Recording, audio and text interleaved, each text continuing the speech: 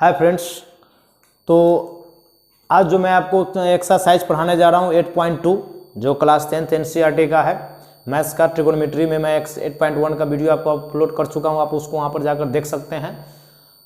अभी तक अगर आपने इस चैनल को सब्सक्राइब नहीं किया है तो चैनल को सब्सक्राइब कीजिए, लाइक कीजिए, कमेंट कीजिए, बेल आइकन को दबाइए और दोस्तों के साथ शेयर कीजिए ताकि आप भी इसका बेनिफिट उठा सके और आपके दोस्त को भी इसका बेनिफिट मिल सके। तो चलिए हम लोग यहाँ पर चलते हैं। तो हमारा जो 8.2 एक्सरसाइज है उसमें हमको वैल्यू के ऊपर डिपेंड करता है, जो भी है उसमें हमको वैल्यू निकालना रहता है। तो सबसे पहले हम ये देख लेते हैं कि किसी भी एंगल से हम लोग मान कैसे निकालेंगे। पहले ये मान निकालना हम लोग सीख लेते हैं। जब मान निकालना सीख लेंगे तो उसके बाद तो जो होगा, अगर आप याद भी कर जाएंगे तो कोई दिक्कत नहीं। अगर याद नहीं रहता है तो आप कभी भूल भी जाते हैं तो उसको मान निकालने के तरीका से आप उसको समझ करके एक्सरसाइज को कंप्लीट कर सकते हैं। तो चलिए मैं आपको देता हूं कि कैसे मान निकालते हैं। देखिए, जैसे एक हुआ ये इक्विलैटरल ट्रायंगल, ठीक है, इक्विलैटरल ट्रायंगल हुआ तो इसमें ये भी ए है, ये भी ए है और ये भी ए है, हो गया। अब हम यहां से परपेंडिकुलर डालेंगे, ठीक है, तो इसका वैल्यू हो जाएगा a/2, इसका भी वैल्यू हो जाएगा a/2, ठीक है।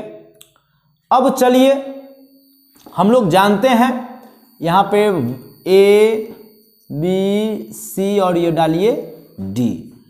तो हम लोग यहां पर इन ट्रायंगल ADB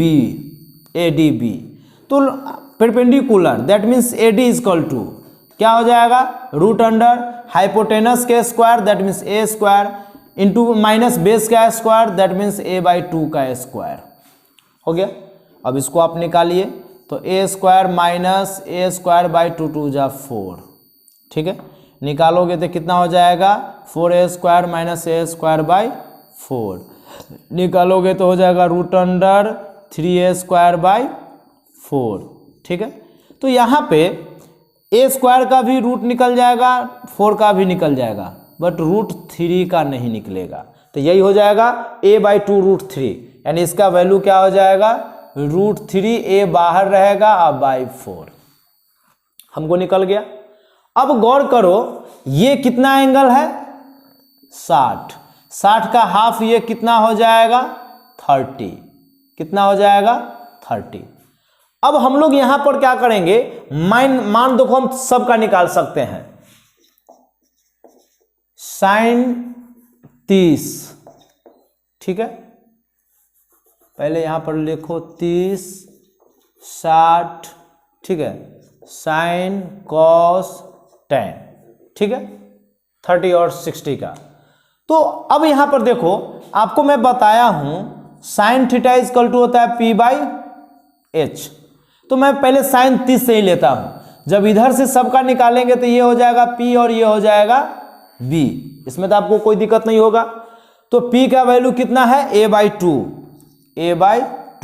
और इसका वैल्यू कितना हो जाएगा, रूट 3/2a, यानी इसको हम पलटेंगे तो a/2 पलट कर ही हो जाएगा 2/√3a।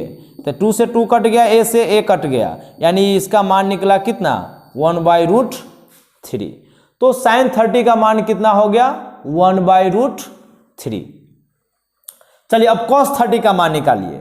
cos 30 का निकालेंगे तो cos 30 का निकालेंगे तो 30 से cos होता है b/h। ओहो सॉरी, हमने तो वैल्यू गलत रख दिया ना। ये तो हमने tan का मान निकाल दिया, p/b डाल दिए हैं, p/b डाल दिए। ये मैंने मान निकाल दिया tan का, सॉरी, ये मान किसका निकल गया, tan 30 का मान निकल गया, p/b। देख लो p का वैल्यू b का वैल्यू डाल दिए है। तो खैर चलो, हमको इसका भी तो निकालना ही है तो इसी का रख देते हैं, फिर हम दूसरा का निकालते हैं। चलिए cos 30 में, cos 30 में आएंगे तो हमको होता है बेस बाई h, यानी कि b का वैल्यू है रूट 3, कितना है, रूट 3/2। 4 का स्क्वायर रूट कितना है, 2, तो आप यहाँ डालो रूट 3/2a। अब बाई यहाँ इसका वैल्यू है a से a कट जाएगा, कितना निकल जाएगा, रूट 3/2। तो cot 30 का मान कितना निकला, रूट 3/2। sin 30 का मान निकालो, साइन के लिए हो जाएगा p/h, P का वैल्यू है देखो यहाँ पर a/2 और H का वैल्यू कितना है a, दैट मीन्स a/2 पलट जाएगा तो हो जाएगा 1/a, a से कट जाएगा तो बन जाएगा 1/2, तो sin 30 का मान वैल्यू कितना निकल गया 1/2। अब हम लोग 60 का मान निकालते हैं, तो पहले साइन का निकालते हैं, sin 60। अब जरा गौर कीजिएगा, जब 60 के लिए जाएंगे तो हमारा P भी बदलेगा, ये बात मैं आपको लास्ट वीडियो में बता चुका हूं। 60 से जाएंगे तो ये हमारा हो जाएगा P और ये हो जाएगा B। तो चलिए साइन इक्वल टू वही होता है P/H, तो P इधर से लिए P हमारा क्या हो जाएगा √3/2a और H का वैल्यू तो a ही रहेगा, तो a से a डिवाइड हो जाएगा तो कितना बच जाएगा √3/2, तो इसका वैल्यू कितना आ जाएगा √3/2, कितना आ जाएगा √3/2 आ जाएगा। ठीक है, अब फिर निकालो, किसका निकालना है cos 60 का, तो cos 60 में अगर आप निकालते हैं तो cos 60 में डालिएगा तो यहां पर देखो cos का हो जाएगा बेस बाई a, यानी कि हो जाएगा a/2/a, ऐसे फिर यानी कि आप एक स्टेप और बढ़ा लो, a/2 पलट कर हो जाएगा 1/a, से डिवाइड होकर बच गया कितना 1/2, तो 1/2 निकल गया। tan का निकालो, tan 60, तो tan 60 के लिए tan होता है P/B, तो ये हो जाएगा √3/2a, अब बाई हो जाएगा a/2, यानी इसको आप लिख सकते हैं √3/2 है ना, 2 पर रूट नहीं है, a आप पलट के हो जाएगा 2/a, तो 2 से 2 डिवाइड हो जाएगा, a से कट के वैल्यू कितना निकल गया √3, तो ये वैल्यू आ गया √3। तो इस ढंग से हम लोग क्या होगा साइन का सबका मान निकाल सकते हैं। सेम अगर 45 का मान निकालना है तो हम यहां से अगर परपेंडिकुलर डालेंगे तो फिर यहां पर इसके भी मान निकाल सकते हैं, या 90 का एंगल अलग से बनाकर उसको हम दिखा सकते हैं। तो इस तरीके से हम लोग साइन 30, 60, 45 सबका मान निकाल कर रख लेंगे। अब हम लोग आते हैं एक्सरसाइज पर, इस ढंग से आप वैल्यू निकालेंगे। अगर कहीं पे आपको दिक्कत होगा मान निकालने में तो आप हमें कमेंट कर दीजिएगा, और भी मान निकालने का वीडियो हम डाल देंगे। फिलहाल मुझे लगता है कि अगर आप इस तरह से फॉलो करेंगे तो आपको वैल्यू निकल जाएगा। बाद बाकी आपको अगर वैल्यू याद करना होगा तो बुक्स में दिया होगा, बुक्स में जाकर उसका जो चार्ट होगा, तालिका होगा, टेबल होगा, उस टेबल को आप याद कर जाइएगा। साइन 0 का, साइन 30 का, साइन 30, 60, 90 सबका वैल्यू दिया रहता है, सबको आप याद कर जाएंगे। तो हम लोग अब शुरू करते हैं एक्सरसाइज 8.2।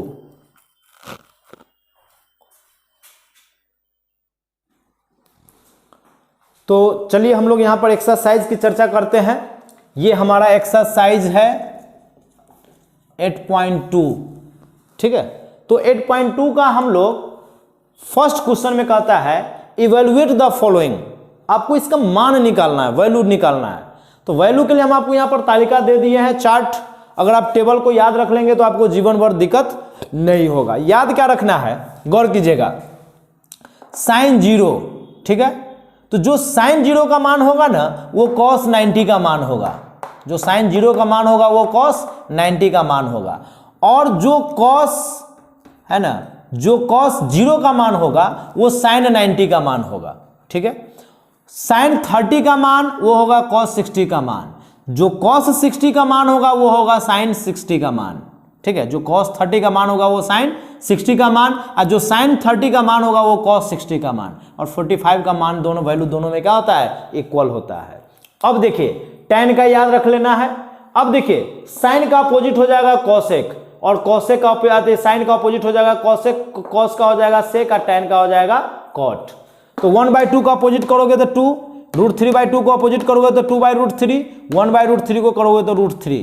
तो यहां पर सब अपोजिट है, आप उसको एक बार टेबल को देख लेंगे, आपको वैल्यू में कोई दिक्कत नहीं होगा। आप इसको याद कर जाएंगे, रिमेंबर कर जाएंगे। रिमेंबर रहेगा तो आपको क्वेश्चन बनाने में बहुत इजी हो जाएगा। तो चलिए हम लोग पहला क्वेश्चन को चर्चा करते हैं। जो फर्स्ट क्वेश्चन है वो हमको कहता क्या है, साइन 60, जरा गौर करोगे, sine 60 into cos 30 plus sine 30 into cos 60, हमको इसका वैल्यू निकालना है। तो कुछ करना नहीं है, साइन 60 का वैल्यू देखो √3/2, तो √3/2 इंटू कॉस 30, कॉस 30 का वैल्यू भी क्या होता है √3/2। sin 30 का वैल्यू कितना होता है 1/2। cos 60 अभी बताया कि sin 30 का अपोजिट होता है तो 1/2। √3 में √3 से करोगे कितना हो जाएगा 3 हो जाएगा। 2 2 जा 4, 1 में 1 से मल्टीप्लाई करोगे 1, 2 2 जा 4। फ्रैक्शनल ऐड बना लो, 4 4 का एलसीएम 1 तो 3 + 1 = 4/4 कट के डिवाइड होकर बच जाएगा कितना 1। तो हमारा वैल्यू निकल गया कितना 1 निकल गया। जो नेक्स्ट क्वेश्चन है उसको आप देखिए सेकेंड नंबर में 2 tan² 45 degree plus cos² 30 degree minus sin² 60 degree. फिर यहां पर देखिए हम लोग वैल्यू करते हैं 2 × tan 45। देखो tan 45 का वैल्यू कितना है 1 तो 1 के स्क्वायर। cos 30 का √3/2 तो √3/2 का होल स्क्वायर माइनस sin 60 का वैल्यू होता है √3/2 का होल स्क्वायर। तो ये हो जाएगा 2 1 1 जा 1 प्लस ये हो जाएगा √3/2 2 जा 4। ये भी हो जाएगा सॉरी √3 नहीं, √3 में √3 से मल्टीप्लाई करोगे 3 हो जाएगा। ये भी हो जाएगा 3/4। वैसे ये से ये तो डिवाइड हो ही जाएगा। 2 1 जा 2, ये कट के कितना हो जाएगा 0 हो जाएगा। तो 0 हो जाएगा तो कितना बच जाएगा आंसर हमारा हो जाएगा 2। तो इस प्रकार से हम लोग वैल्यू इसका क्या करेंगे इवैल्यूएट करेंगे। तो हम लोग नेक्स्ट इसी का क्वेश्चन नंबर 3 4 में चलते हैं। चलिए आगे बढ़ते हैं।